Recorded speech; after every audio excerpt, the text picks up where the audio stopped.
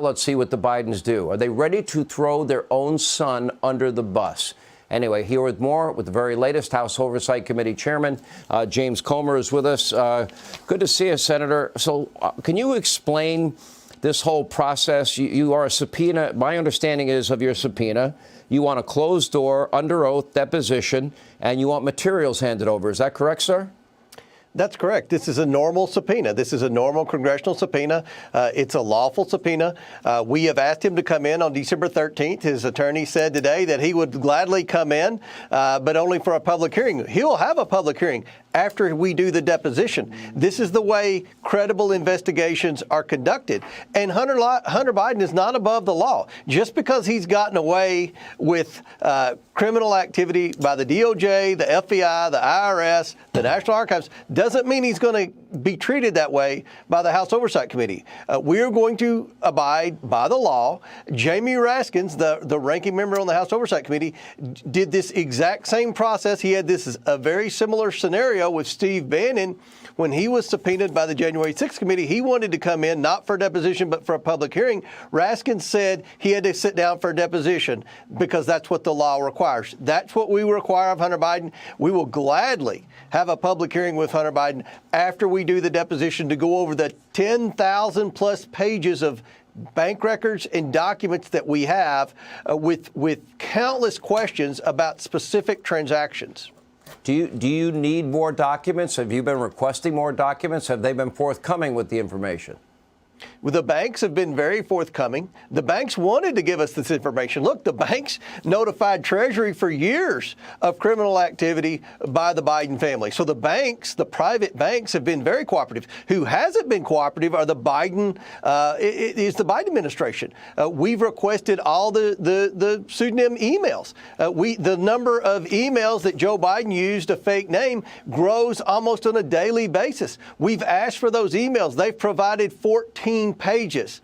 There are thousands more pages that they haven't provided. We need to know about that because we know there was communication between the White House, between when Joe Biden was vice president, and Hunter Biden and his associates. Even though Joe Biden claimed numerous times on television he had a wall between the government and his family's shady business activities, we know now that there was no wall there, that Joe Biden used a fake e-name to get around the FOIA requirements so normal investigators couldn't find this out. We've worked very hard on this investigation over the past 8 months, Sean. As you know, we built a mountain of evidence. Now we're in the deposition phase, and that's what the subpoena for Hunter Biden was all about, a deposition to sit down. The Democrats will get equal time, and it is, for all practical purposes, public. We will release the transcripts. We will do this the way every congressional deposition has been composed in history, and the American people will know exactly how Hunter Biden answered these questions.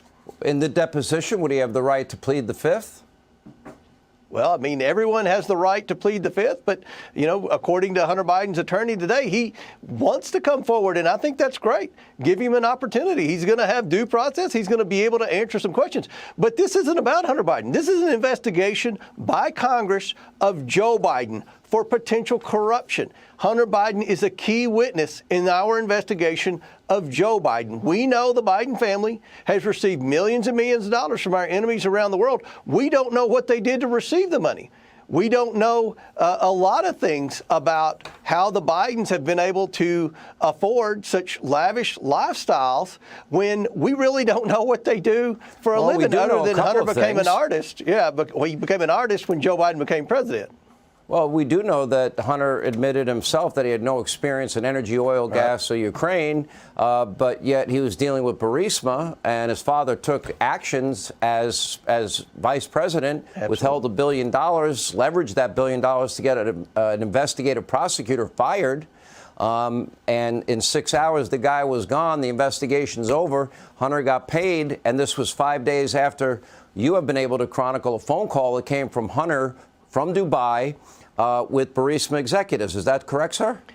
That is correct. And we learned all that through a transcribed interview. And that's what we want Hunter Biden to do, to come in for an interview. Everyone knows that if you have a credible substantive investigation, you have depositions, you have transcribed interviews, then you bring in people for committee hearings. I'm not doing this for entertainment. This is a credible investigation, and we expect the president's son to sit down along with the other 19 people we've asked to come in and answer questions. The Democrats will have equal time. We will release the transcripts. This will be a very transparent investigation, as it has been from the very beginning.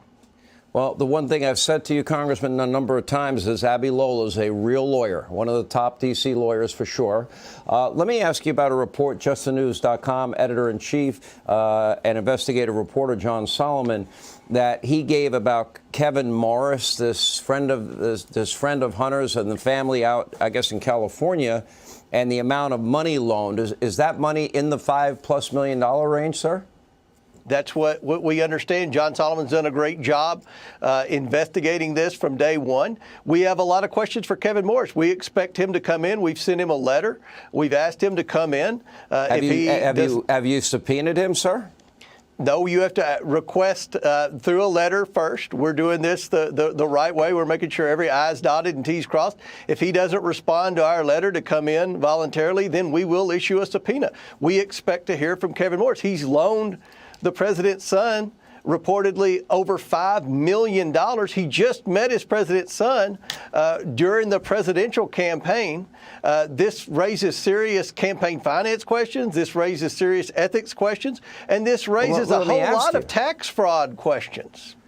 $5 million is a lot of money if that all turns out to be accurate and true. And have you been able to discover or trace maybe?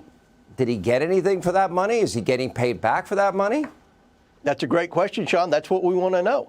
And look, the theme loan continues to emerge. Remember the last 3 payments that we found that were traced to Joe Biden, the 2 checks from Jim Biden to Joe Biden that were written through the influence peddling scheme, and a $250,000 wire from China that was sent to Hunter Biden at Joe Biden's home address.